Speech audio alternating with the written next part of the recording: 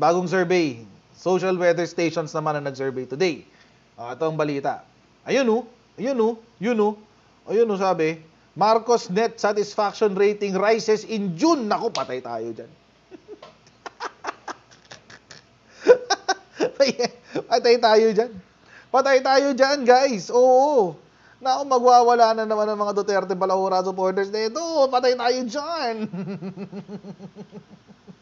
Atakin sa puso mga DBS nito, mga Duterte Balahura supporters, guys. Oo.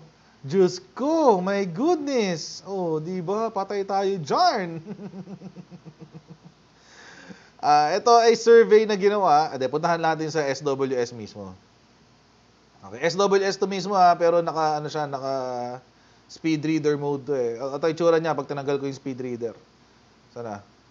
Ayan, ito itsura niya sa totoong buhay. Ay, nawala. Wait lang, abangan natin. Para lang maniwala kayo na SWS talaga yan. Ayan, SWS talaga yan. Pero ini-speed reader ko kasi ang liit, di ba? Ang pangit pag maliit eh. Pangit pag maliit. So, ini-speed reader ko yan para mas madali nating maintindihan at mabasa. Kasi pwede kong palakihin. Ayan, di ba? Anyway, itong balita. Itong balita, guys. Diyos ko, ang sabi, President Ferdinand Marcos Jr.'s net satisfaction rating at 27% up from 20% in March of 2024. Patay tayo dyan.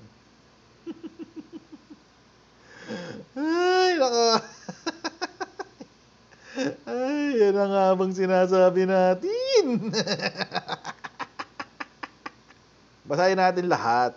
Ayan, wait.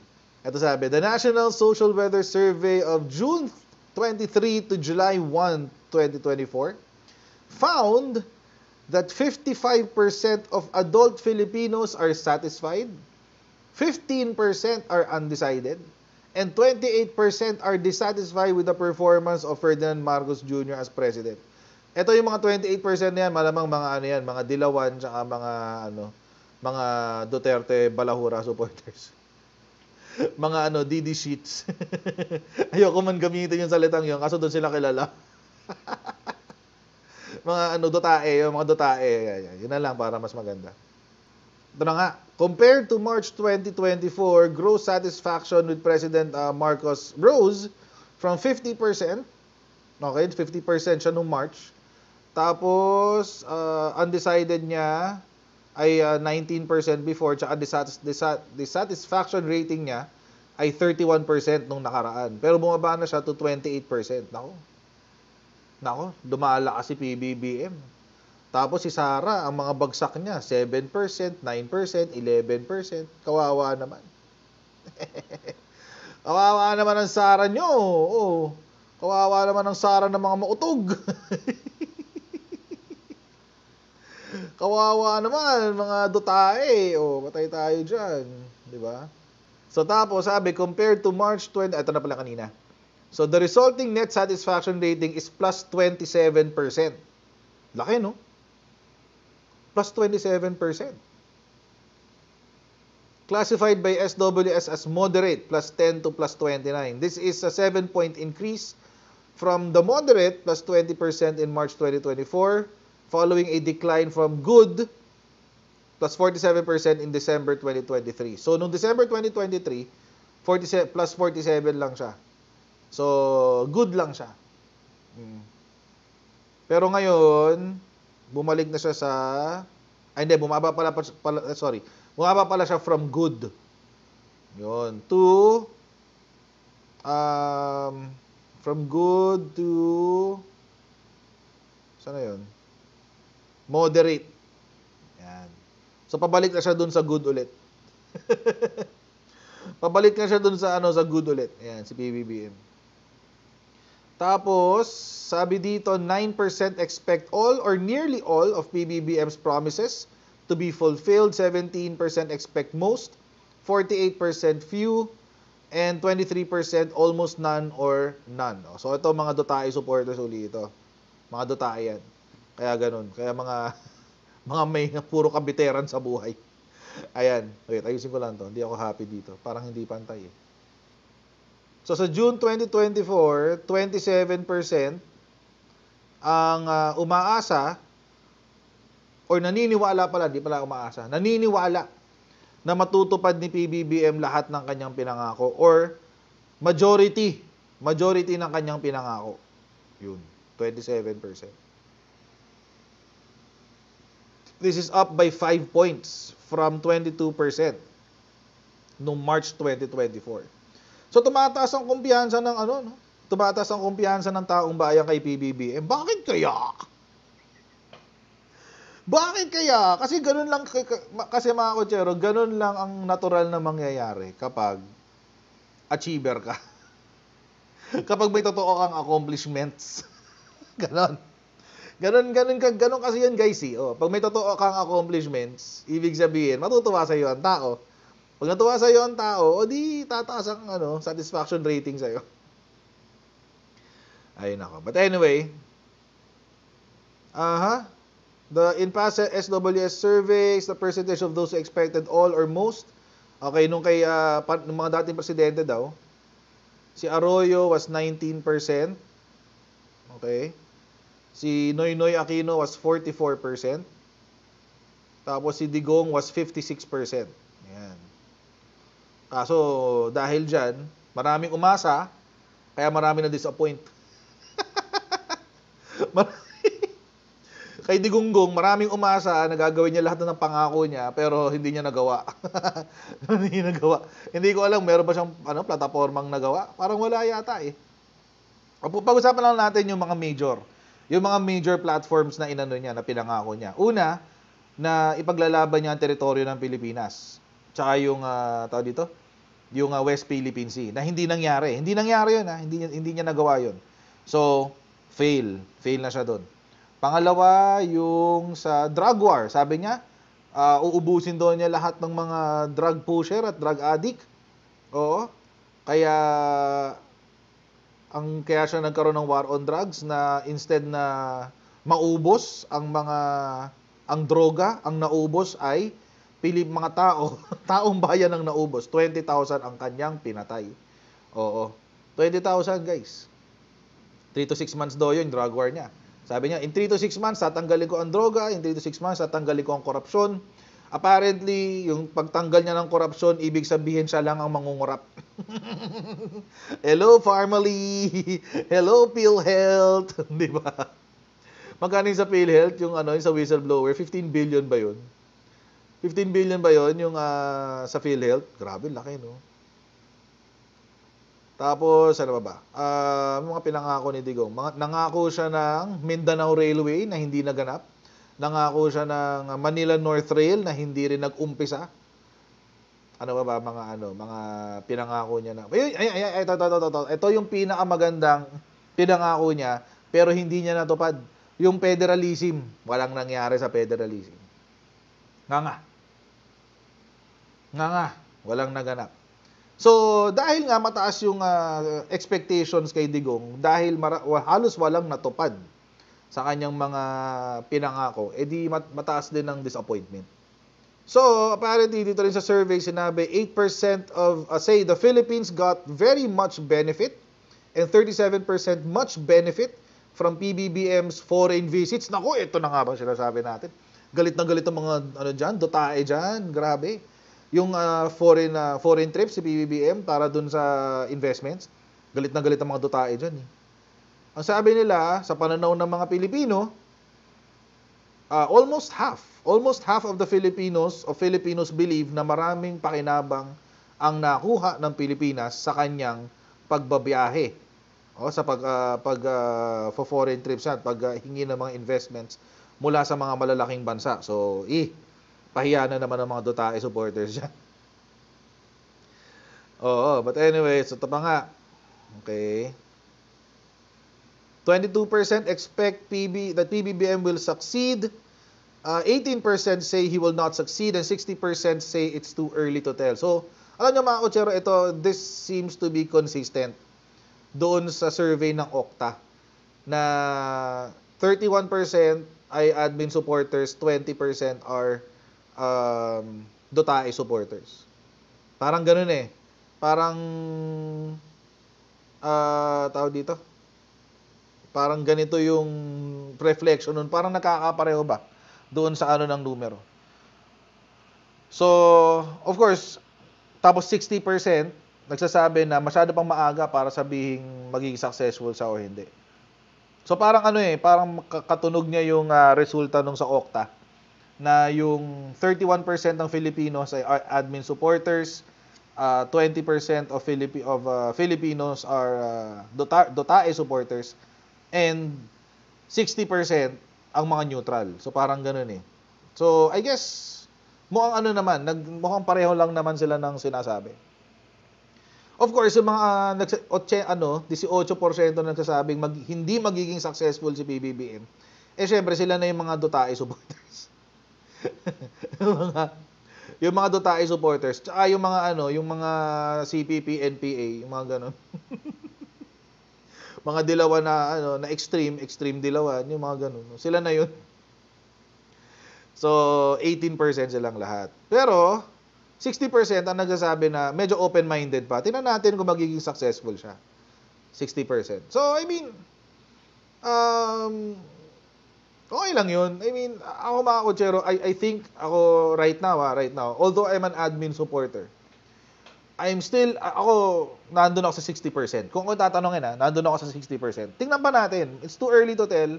2 taon pa lang ang lumilipas. Siguro on the 4th year of PBBM, pwede na nating ma-determine o pwede nating masabi kung success ba siya o hindi. But, right now, as early as now, mga kotsero, we can say the indicators are good. The indicators are good. Mukhang si PBBM ang presidente na tunay nakapagpaahon sa atin sa pandemya. And that's hulang-halong bola yun. It's really, I believe it's an honest assessment of the current Marcos administration. Mukhang si PBBM talaga yung totoong nakapagpaahon sa atin sa pandemic. Kasi nung si Digong, palpak na nga yung pandemic response niya, tapos nung bandang 2021, 2022, tinatamad na siya. Tamad na. Oo. Parang ayaw na niya magtrabaho. Ganun eh. Kasi syempre, patapos na nga naman yung term mo, ba't gagalingan mo pa? Wala ka ng dahilan para galingan, di ba? So, ganun. Ang pangit ng nung term ni Digong. Siguro, nung panahon na yun, ako, aminin ko, lagi ko naman din sinasabi to. Ako, bulag ako nung mga panahon na yun. Nabulag ako nung mga attorney, yun. Mga pangalang attorney, nabulag ako ng mga pangalang expert, di ba? Nabulag ako ng mga scholars, quote unquote. Yung pala, propagandista lang palang ending. Pero okay lang yun, kanya-kanya, to each their own, di ba? Actually, tumaas pa raw to kasi compared daw noong 2022, the last time the question was asked, the person, okay, fell by half from 44, so from 44%, so bumaba pa pala siya.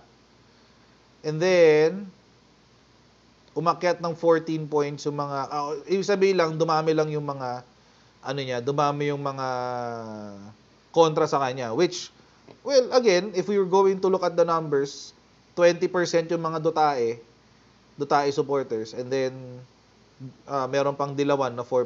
So, it's really, tawag dito, it just makes sense.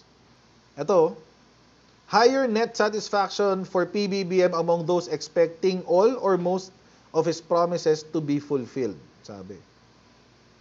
President Marcos' net satisfaction rating was higher among those expecting all or nearly all of his promises to be fulfilled at excellent, plus 73, and among those expecting most of his promises to be fulfilled at very good, okay, few, moderate, and almost none or none. So, konti lang doon sa almost none. Higher net satisfaction rating among those who see much benefit. Okay, so napag-usapan natin yan kanina. Pag-usapan na natin yan kanina. Ito. Ito nakakagulat to. Ito hindi to usual. President Marcos's net satisfaction rating rises in Mindanao and Visayas. So mukhang mukhang umuubray yung drive ni PBBM para yung pamimigay niya ng CLOA, pamimigay niya ng ayuda sa mga magsasaka, sa mga mangingisda. Mukhang umuubra sa Visayas tsaka Mindanao. As of June 24, President Marcos' net satisfaction rating was highest in Balanced Luzon, 38%, followed by Metro Manila, 30%, Visayas with moderate at 26%, and Mindanao at neutral plus 5%. Kumpara nung March, okay, from poor, minus 19 to 24 points.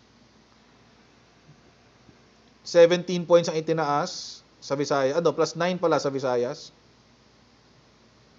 Okay, konti lang yung dumagdag sa sa Balanced Luzon.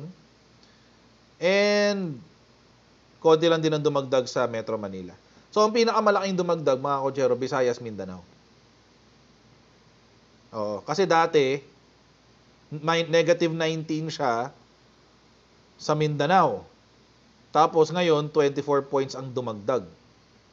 Kaya nag-positive 5. So imagine, sorry, hindi fully funded ang Mindanao dahil yung Mindanao Railway na yan. Alam nyo kung bakit ikinancel yan ni PBBM? Kasi hindi yan fully funded kasi loan yan galing ng China. Loan yan galing China. Ang nangyari dyan, mga kotsero, nagkagulo ng usapan dung panahon ni Digong at saka itong yung Chinese bank. Tapos dinelay ng China yung pagpapalabas ng pera. Hindi yan fully funded, walang perang lumabas dyan. Wala akong perang lumabas dyan, kahit i-research nyo pa, yung Mindanao Railway. Tinapi ko na yan before nung pumutok yung issue na yan. Hindi yan napondohan. Kaya yan kinancel, pati yung North Rail, Manila North Rail. Kinancel din yun dahil nga hindi napondohan. So pag may mga nagsasabi na na napondohan yan, no, it's not the case. It's not the case. So, hindi yan napondohan. Wag sila. Anyway. So yun, so tumaas siya sa Mindanao, tapos tumaas din siya ng 17 points sa Visayas. May nag-comment dito, sabi, napansin po kami sa Visayas noon. Napansinan po kami sa Visayas, noon di man lang kami napansin. Si Arlene Tobias. Ayun, buti naman.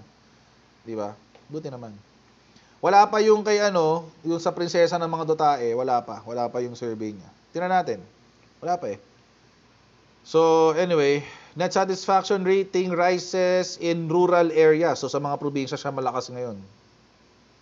Di ba? Ayos ah. And parehong gender, no? Or sex, well, no. I follow biology. Men and women. So, tayo? Sex. Both sexes, tumaas din ang kanyang rating. Moderate, plus 28, plus 26. And net satisfaction rating rises among 18 to 24 years old and those 55 and above. So, ibig sabihin, mga kotsero, bumabata. Ang problema lagi yung gitna, mga kotsero. Yung gitna, yung 25 to 40, sabi natin 50. Yung 25 to 50 years old. Bakit yan lagi ang problema? Kasi, may 25 to 34 pala. Yan. Although, tumaas din naman siya. Pero kasi, yung 25 to 50 years old, yan iba-iba yan ng paniniwala talaga eh. Tsaka yan yung mga mahirap ng baguhin. Kapag naniwala na sila sa isang political ideology, usually, yun yung pinapanindigan nila hanggang mamatay sila. So, yung 18 to 24, mas nadagdagan, plus 29, plus 18 din sa 25 to 34, plus 20 sa 35 to 44. Well, generally naman, tumaas siya. Across all ages. The president for all ages. pang GP, General Patronage. Hindi siya katulad ni Dotae na pang SPG siya eh. 16 years old pataas lang ang pwedeng manood. Kasi puro kababuyan makikita. Puro kasi kababuyan makikita nyo kay Digonggong eh. Kaya hindi siya pwedeng Hindi siya pwedeng Hindi siya pwedeng sa bata. Hindi siya pwedeng for all ages. SPG siya, SPG. Si PBBM GP, General Patronage. O G sa MTRCB. For all ages. Pag si Dotae, wala. Nga. Anyway, marami pa net satisfaction rating with president rises among non-elementary graduates and junior high school graduates. So, ibig sabihin, mas nakikilala ngayon ng mga Pilipino yung trabaho niya, lalo na nung mga hindi nakatapos. Which is good, kasi that's majority of the Philippines. Mayorya ng Pilipinas yun, lalo yung mga nasa probinsya, di ba? Yung mga magsasaka, di ba? Yung mga mangingisda. Most of them, I'm not saying naman na hindi sila nakatapos lahat, pero karamihan po, let's face facts, karamihan ng mga magsasaka, karamihan ng mga mangingisda, ay may ganong sistema, di ba? So, it's good na nakikita na ng mga non-graduates or non-college graduates yung trabaho ng presidente. Okay yan. Anyway, mahaba pa to. Pero the point is, ang punto, mga kotsero, ay malamang sa malamang bukas mag-iiyakan na naman. Mag-iiyakan na naman ng mga Dotae supporters. Expect nyo na yan. Expect nyo na yan, guys. Expect nyo na bukas ay mag-iiyakan na naman ng mga Dotae supporters. Dahil maganda ang rating ni PBBM sa survey. Kaya gano'n. Kaya gano'n, guys. Expect nyo na yan. Bukas mag-iiyakan na naman. Ay, by the way, na-invite pala ako bukas. Mayroon akong may pupuntahan akong press conference tomorrow. Uy, press daw. May press con akong pupuntahan bukas. Ang sabi sa akin nung nag-invite sa akin, Coach, punta ka dito, dali, makaka-relate ka. At sabi ko talaga, makaka-relate ako. Bakit ano ba yan? Kinuwento niya sa akin, isip-isip ko. Oo nga, no? Makaka-relate nga ako. Hanggang dito lang po muna tayo for today's video. Okay? And I'll see all of you in our next live stream. God bless and see you next time, guys. Right? Bye!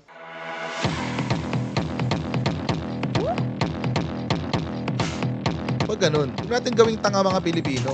Mas maganda kasi nasa lugar ka ng tama kaysa yung pinipilit mo yung pagkakamali.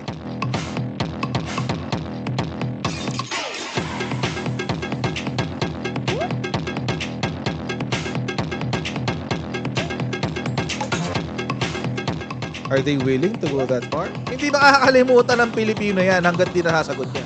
Sino ngayon nagsasabi ng totoo?